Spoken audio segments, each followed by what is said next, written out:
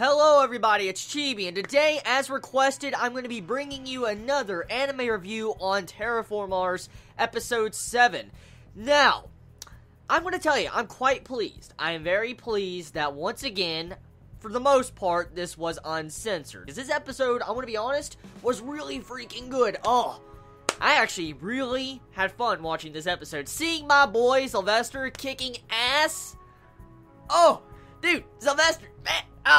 Okay, come on, seriously. Who else was just like, dude, that guy is a beast? When you saw this old man, this Russian, that's called Sylvester, just using crab arms and stuff, beating the shit out of people. Oh, yeah, the Russian team is no joke. That's just what you can get from this episode, okay? They're all fighting combatants. They do not take no shit. They will kill you. And the thing was, how this episode was, when you just see them all beating the shit out of the roaches, putting holes in their throats, ripping their freaking heads off, or twisting their arms. I'm like, dude, that is brutal. That is so freaking brutal. Oh my god, dude. Ugh. Okay, so one thing I want to say, that we got a lot of plot points, and a lot of plot actually was dropped in this episode, but the main focus, besides certain plot points, was Sylvester's character development. We find out a little bit more about his backstory, characterization for him to make us actually care for his character more. Well, I want to talk about Sylvester's character development before I get into anything else. So, Sylvester. From this episode, we find out what his entire reason it is for him to be on Mars. Why he is fighting the cockroaches. Why is he here on Mars to collect Terra Formars and put them in and take them back to Earth? Why is he doing it, and why is he trying so hard? Well, the reason why is because we find out from the flashbacks is that his daughter is actually sick with the virus. The same exact virus that everybody's being plagued with on Earth that's dying. Like, for instance, 100% fatality rate, everybody is dying. And he's trying to find a cure, as we know. And since his daughter is dying, and before, you know, she got sick, you see it to where she was talking to him and saying, like, oh, yeah, you're gonna be a grandpa and all that. And I'm like, oh, shit. And then when you see that entire scene, he pretty much realizes that it's not just his daughter that is dying from this virus, it's actually his grandchild. His grandchild is also dying from this virus from Mars, and so that's like his reason to fight. That's exactly his reason to fight, why he's there trying to find a cure, which is understandable. I mean, when you're a grandpa forced in that situation, you see like your daughter and then your grandchild also dying along with your daughter. That is very sad, and of course that explains why he has a reason to fight. So that's pretty much the basics of his backstory. The other parts of this episode was different little setups in here going all over the place in this episode. Like the ending, that ending setup with the, like, nighttime and raining. I'll get into that in just a second. But the setup, though, one thing I want to say is they were talking about roaches. Like, you know, you had to where Sylvester was talking about how roaches do not feel pain or fear. Pretty much they don't feel none of this. But for instance, what he says is, like, when he, like, does, like, I think the dragon hold, I think that's what it was he was doing to the roach. I think that's what Sylvester is using. I don't know. I could be wrong. But whatever hold he was doing on the roach, he actually caused the roach to experience fear. And he had hallucinations and stuff like that. And the roach got scared. And as you can see, when he started seeing, like, you know, everybody, like, you know, crawling up his legs. Like, I want to tell you right now, that scene where you saw the heads, like the heads of all the humans, you know, all the Russian subordinates and all that, crawling on the ground with their freaking fingers coming out of their heads. Oh my god.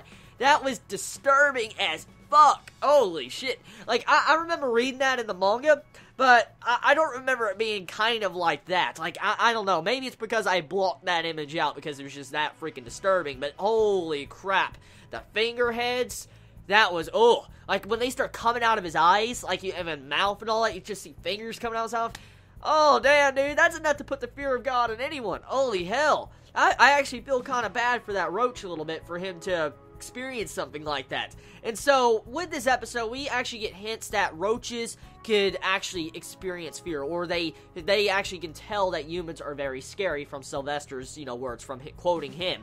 So, yeah, we find out that these roaches evolved just a little bit to probably slightly experience fear, even though they're not supposed to feel pain. Like, they don't feel pain at all, since it was shown to us last week in the last episode when Michelle was, you know, crushing that roach's legs. It should have felt pain, but it didn't. So, yeah, this overall is a really interesting thing that was, like, you know, foreshadowed or hinted at in this episode. Now, besides that, moving past that entire part, there's other scenes of this episode that really was quite intriguing. For one thing, At the end of this episode, we see a dude standing in the middle of the rain. And when you see the rain coming down and all that, you see a bunch of these charred and burned corpses of roaches. You see some people, actual humans dead and all that. And you see how everybody is dead around this person. And then the episode ends. This is clearly setting up for something that is bad to happen. Like, hopefully they will show these scenes and they won't skip over it. But overall, though, at the end, though, it explains that roaches are nocturnal. For instance, they're more active at night, which is kind of true, because, I mean, let's look at this, okay? Roaches, always run away from the lights. I've always heard this saying a lot in the past, and it is true. Roaches scatter when there's a light. And if the roaches are that violent and aggressive in the middle of the day, imagine how the roaches are going to be at night when, like, there's no light. So, yeah, now the real hell is about to begin on Mars, because nighttime is approaching. Humans really can't see that well in the darkness unless you have some form of special ability with, your overall transformation. But besides that, yeah, the roaches definitely have the massive advantage in the nighttime. So we'll have to see exactly where that overall development goes. That'll be for probably next week. Now, another part of this episode at the beginning, we get to see Michelle finish, like, her overall battle she had in the lake, and we also get to see how Akurdi is trying to have some form of romance with Michelle. Like, I saw that. I don't know if I'm the only one that saw that, but that romance, like, that vibe I got from the beginning part of this episode with Michelle and Akurdi, the way they were talking, the way, it was all going down and all that. Just a lot of romance vibes, a lot of those type of vibes in that entire scene. I wonder how many people actually ship those two together. I'm just curious. Any Chibis that ship them together, please let me know in the comments below. But yeah, and after that part, it was kind of a comedy segment, which is okay. And pretty much you had it to where the guys just wanted to see Michelle changing into clothes, and that's that entire part. So that's pretty much majority of the episode. So let's get into the actual censors I want to talk about. Okay. For the most part, it's uncensored. It's just downright uncensored. It's a lot better than the fucking black bars that blinded my ass in the first 2 episodes, or first 3 episodes I watched of Terra Formars. So I'm glad the censors have died down to that extent. Now, the censors, you really can't notice them. If you're an anime-only watcher, you will not really notice it. And that's actually a good thing. That is a really good thing if you can't notice the censor, unless you really know and pay attention.